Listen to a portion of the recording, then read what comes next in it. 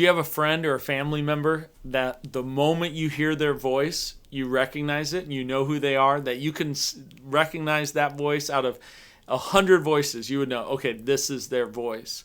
Now, how did that get there? How did you get so confident, so familiar? Well, really, it's the repetition, right? You've heard it over and over and over again. And it's the same way when we're talking about hearing God's voice. When you're having these thoughts and you're like, is that the Lord? What often happens is he is speaking all throughout the day, but we've just not been disciplined enough to really trust it and to know that, oh, that is what his voice. We've kind of maybe shut down hearing from his voice because of a misunderstanding. What a horrible relationship that would be, where just because of one misunderstanding you cut somebody off and no longer they can talk to you. We often do this with God's voice.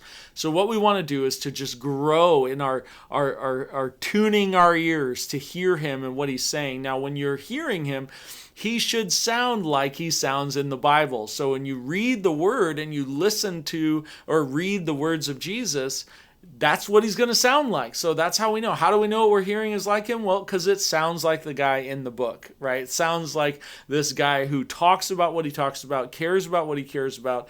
And so if you're struggling with that, what I want to encourage you is get with someone else. And we see in part, we prophesy in part, and so we are not Old Testament prophets where you get the full download. So I want to encourage you, if you're like, man, I heard this, I'm not sure if it's the Lord, get with someone else who seeks God, who hears God, and process with one another, even a few people.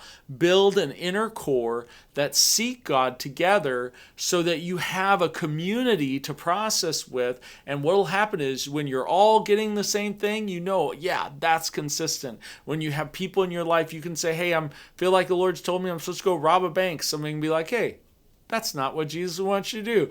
And so there's really simple ways where in the context of community, where we're reading the word, we're listening to the Lord together, you're going to find that you'll have a high level of confidence that what God is speaking and what you're sensing is the Lord, and you can move on it, but it's still by faith. And you may even get it wrong, even if you're with a group and praying, and we're not infallible. We're working through, seeing in part. So what I encourage you is to just stay humble. When you get it wrong, you go back to the Lord, you process with him, and you move forward.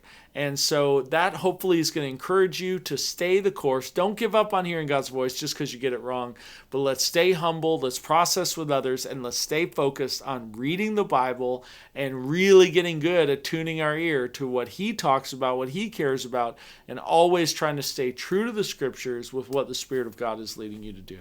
To learn more about this, you can check out the course on hearing God's voice that will take you deeper in some of the things you learned about in this video.